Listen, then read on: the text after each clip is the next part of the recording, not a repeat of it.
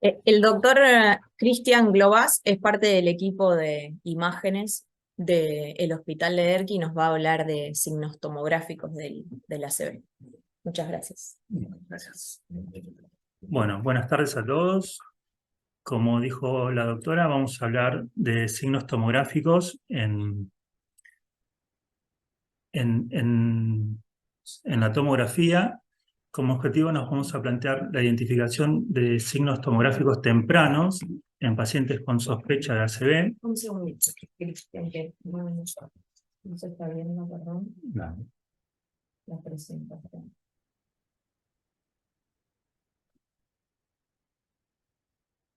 Gracias. Sí. Bueno, como dijimos, identificar los signos tempranos en pacientes con sospecha de ACV, signos tomográficos, establecer el diagnóstico definitivo del accidente cerebrovascular, determinar si el cuadro neurológico se debe a otras causas, como por ejemplo ser tumores, malformaciones vasculares o incluso hematomas subdurales. Y identificar un posible componente hemorrágico, sí o sí siempre hay que descartar para el tratamiento precoz que no haya una hemorragia.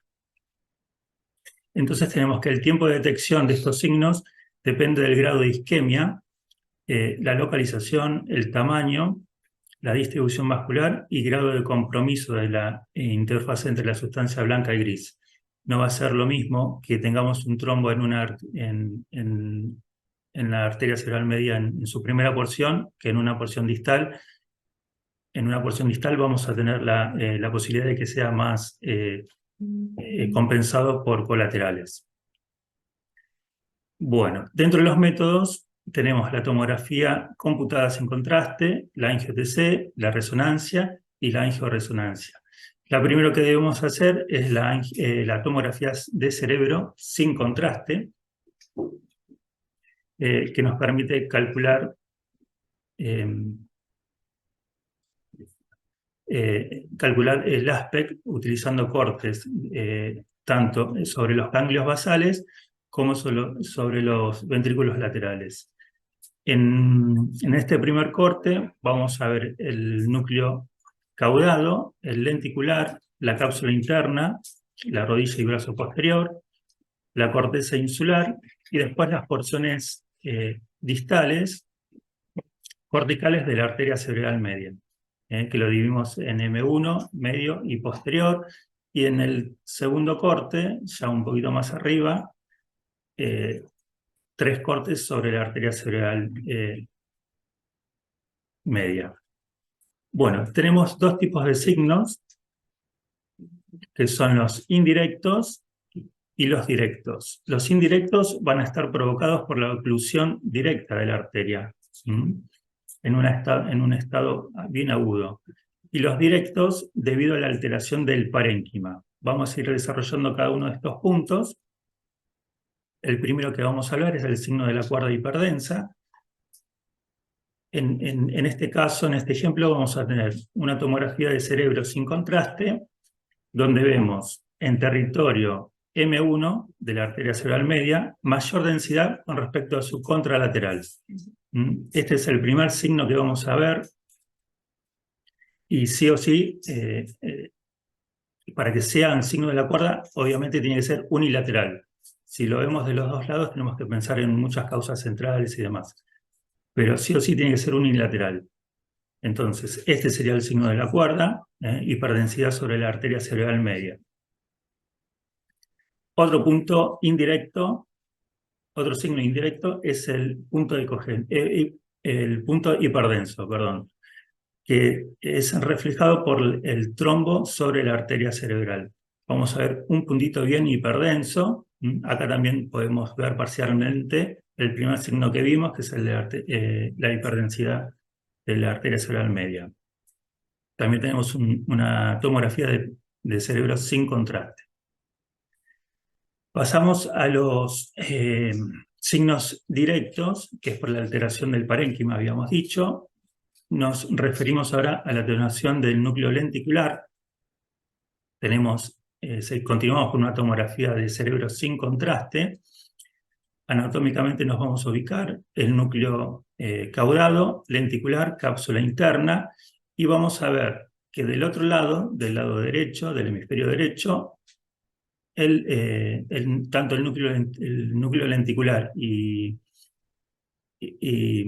la cápsula interna presenta un borramiento. El caudado lenticular y la cápsula interna presenta un borramiento con respecto al contralateral. Acá se ve bien la diferenciación entre los ganglios y en este lado, del lado derecho, ya no se ve. Lo mismo pasa en este otro ejemplo. Son cambios sutiles, pero bueno, son bien en una fase aguda, así que tenemos que estar bien alerta a estos cambios que vemos en la tomografía. Un segundo signo directo es el borramiento del ribete insular. Lo mismo, una tomografía de cerebro sin contraste. Vamos a ver del lado izquierdo, acá bien hiperdensa la corteza insular, la sustancia gris subyacente, hay una diferenciación, y si nos vamos al otro lado, que es la zona de isquemia, vamos a ver que se pierde esa zona de hiperdensidad de la corteza y la interfase con la sustancia gris.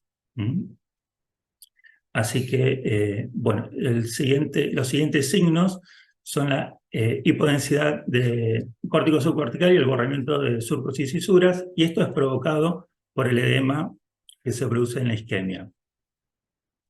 Vamos al lado izquierdo del paciente, donde hay una diferenciación córtico subcortical, los surcos y cisuras están normales, y del otro lado vamos a ver que se pierde esa interfase entre la corteza y la sustancia subyacente, y los surcos y cisuras, en comparación, se están borrando.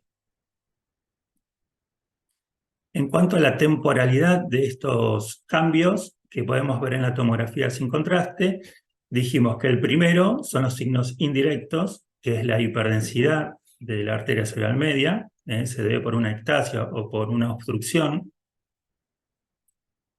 Entonces, en una primera etapa podemos ver tanto el signo de la cuerda como el signo del punto. Y esto se da generalmente en la primera hora del proceso isquémico.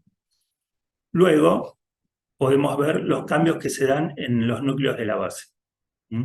Al ser esta una región donde está irrigada por arterias terminales, que se originan en M1, no vamos a tener la posibilidad de colaterales, entonces va a ser una zona donde vamos a ver los cambios que se dan a partir de las 3 horas más o menos de iniciado el proceso.